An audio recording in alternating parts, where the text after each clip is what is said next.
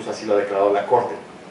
Pero, sobre todo, hay que soportar nuestras decisiones en jurisprudencias de la Corte o de la Corte Interamericana que en efecto avalen la inconstitucionalidad del precepto. No solo porque a mí como juzgador me parece que es inconstitucional, sino tratar de reforzar esto, desde luego, con jurisprudencia de los máximos tribunales interpretativos, tanto de la Constitución como de los tratados internacionales. Y, en fin, repito, hay varias jurisprudencias que ya han declarado inconstitucionales leyes penales en blanco. Y me parece que esta es una ley penal en blanco porque, digamos, no es ley penal en blanco la que remite, cuando el Código Penal remite a otra ley. Pero, digamos, no sería ley penal en blanco si el Código Penal dijera es delito también incurrir en una de las conductas tipificadas como faltas administrativas en la Ley de Seguridad Pública, que por cierto es una falta, ahorita vamos a ver, administrativa prevista en la Ley de Seguridad Pública. Pero lo inconstitucional es que no remite a la ley, sino a la orden del superior competencia. Entonces, resulta de esta manera que, por ejemplo, el superior competente, en el caso de un tribunal, porque se habla de acción de justicia, no necesariamente es el magistrado, puede ser el secretario que le da una orden a su secretaria mecanógrafa para que determinado escrito lo termine a más tardar a las 7 de la tarde. Y si no lo termina la mecanógrafa, está incurriendo en delito. Pues no puede ser eso. Sería inconstitucional, sería antidemocrático también darle a una persona, funcionario administrativo, funcionario judicial, ese poder. Repito, no omito mencionar que la Ley de Seguridad Pública en efecto también consigna como conductas prohibidas para los policías y cuya realización constituye falta administrativa, entre otras, la de portar equipo de radiocomunicación que no sea el de cargo. Otras conductas también están previstas como faltas administrativas en esa ley. Por ejemplo, ausentarse sin causas justificadas o participar en rifas o tandas dentro de la institución policíaca, cosas por el estilo. Bien.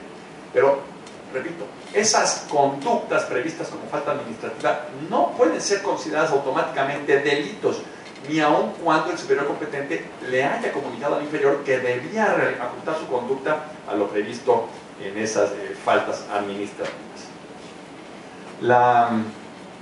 En el caso concreto, la conducta que se consignó como delictuosa fue que los policías portaban equipo de radiocomunicación de estos denominados Nextel, ¿verdad? Y que no son el de cargo. Pero, repito, en la medida en que no está esa conducta descrita como delito en la ley por el legislador, no puede ser entonces delito. La solución sería, incluso así ya lo han manifestado algunos legisladores, pues simplemente que esa conducta de los policías de portar o poseer equipo de radiocomunicación distinto al de cargo, pues quede tipificada como delito y punto. El legislador es soberano para definir qué conductas son delictuosas. Ya lo dijo incluso la Corte en el caso de la interrupción del embarazo, que era soberano los congresos locales para penalizar o despenalizar conductas. Entonces, el 14 constitucional no impone restricciones sustantivas, esto es, no impone al legislador restricción de qué puede o qué no puede definir como delito. La restricción que le impone es de tipo formal, en el sentido de que si quieres poner una conducta como delito, debe necesariamente preverse en la ley. Paso al siguiente punto, el tercero, el relativo a las reglas procesales para ejercer el control difuso.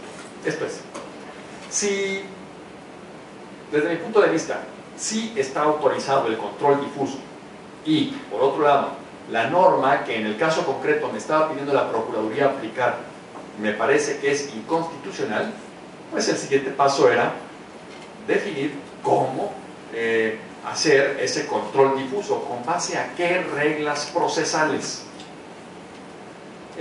Particularmente en este punto el debate se concentra en algunos aspectos muy puntuales. Uno de ellos es si los jueces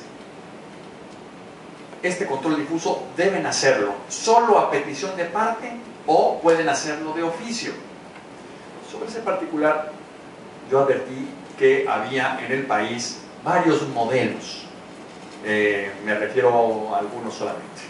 Bueno, control difuso o control parcialmente difuso es sin duda el que ejercen los tribunales colegiados de circuito cuando resuelven un amparo directo en el que los justiciables plantearon como agravio la constitucionalidad de la ley. Digo que es parcialmente control difuso porque estrictamente el control concentrado significa que solamente lo puede hacer una instancia, el Tribunal Constitucional, y no así los demás jueces. Control difuso es cuando lo puede hacer cualquier juez y no solamente un Tribunal Constitucional. En nuestro país tenemos algo intermedio porque el control difuso lo puede hacer no solo la Corte Suprema, sino todos los tribunales del Poder Judicial de la Federación. Y en cambio le está vedado a todos los tribunales o juzgadores locales. Bien. Este control difuso lo ejerce el Poder Judicial de la Federación básicamente a través del amparo directo contra leyes, o denominado amparo directo contra leyes, pero no es propiamente un amparo contra leyes, es un amparo contra sentencias. El amparo directo es contra sentencias. Y claro, lo que se hace valer en este caso concreto es, repito, no la ilegalidad de la sentencia, porque la sentencia está fundada en la ley, pero se hace valer la inconstitucionalidad de la ley. En amparo directo esto solo se puede hacer a petición de parte agraviada, pero la propia ley de amparo también establece una excepción, excepto cuando la Suprema Corte de Justicia ya se haya pronunciado en jurisprudencia firme sobre la inconstitucionalidad de la ley específica.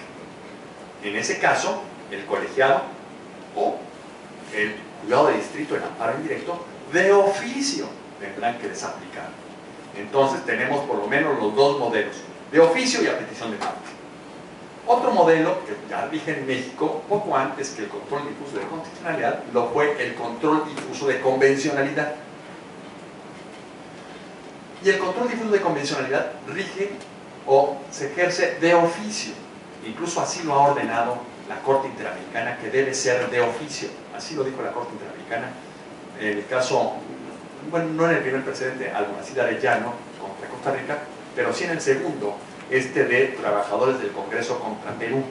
Dijo, es de oficio. Y para el caso mexicano, lo dijo en el caso Radilla. México está obligado, por lo tanto, a autorizar o a que todos los jueces nacionales obligados al control difuso de convencionalidad, incluso de oficio. En este panorama, entonces, frente a la disyuntiva de si ejercer el control difuso a petición de parte o de oficio, a mí me parece que lo más sano es homologar las reglas del control difuso de constitucionalidad con las reglas del control difuso de convencionalidad. Después, me parecería absurdo que el control difuso de convencionalidad estuviera autorizado de oficio y que el de constitucionalidad fuera a petición de parte agraviada.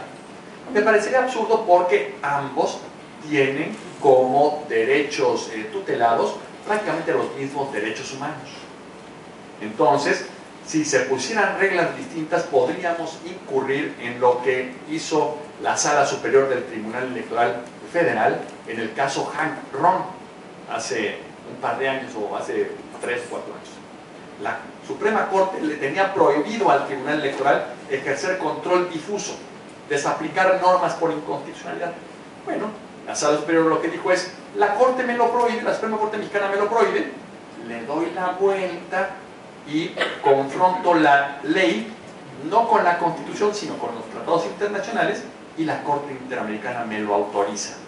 Entonces, digamos, ponerle reglas distintas al control difuso de constitucionalidad del control difuso de convencionalidad podría tener el riesgo de que la Suprema Corte Mexicana perdiera el liderazgo en materia de defensa de los derechos humanos, porque los jueces locales dejaríamos de voltear a la Corte, que nos prohíbe voltear a ver la Constitución, y mejor nos iríamos por los tratados internacionales y seguiríamos el liderazgo de la Corte Interamericana.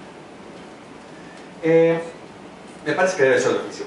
Otro punto, si es de oficio, ¿debe ser de plano o debe abrirse un incidente para que los justiciables, particularmente tengan oportunidad de pronunciarse y así tenga el juez más elementos de juicio? En ese sentido, no desconozco la crítica que hace el doctor Roldán Chopin, y que me parece que es muy fundada en el sentido de que sin duda es mejor que los jueces antes de resolver tengan más elementos de juicio, lo cual se logra, por ejemplo, si es incidental. Pero también viendo algunos ejemplos de derecho comparado, yo vi algunas sentencias de Argentina y de otros países, no me acuerdo si de Venezuela o Costa Rica, en donde el control difuso se ejerce no solo de oficio, sino de plano, sin abrir incidente. Y también he visto sentencias de la Suprema Corte de Justicia de la Nación, en donde cuando ya llega el amparo en revisión y deciden desaplicar por inconstitucional una norma, lo hacen también de oficio sin abrir incidente. Claro, la ventaja es que estamos hablando de los máximos tribunales de constitucionalidad que tienen una integración colegiada, etcétera, a diferencia de lo que tiene un juez de primera instancia, unipersonal. Entonces, bueno, comparto en este punto y respeto mucho la opinión del doctor Roldán Chopa. Creo que sí sería mejor, digamos, más elementos, más reglas procesales que permitieran una decisión más ponderada, pero siempre y cuando todas estas reglas no se traduzcan en quitarle a los jueces de primera instancia el poder de desaplicar una norma inconstitucional. Esto es mejor, por ejemplo, que en efecto la desaplicación la haga un tribunal colegiado o un juzgado de integración colegiada. Pero si en México los jueces de primera instancia son unipersonales, entonces no por esa razón les quitemos el control. El día de hoy sale en el periódico una nota interesante, que en México tenemos una justicia de tercera instancia.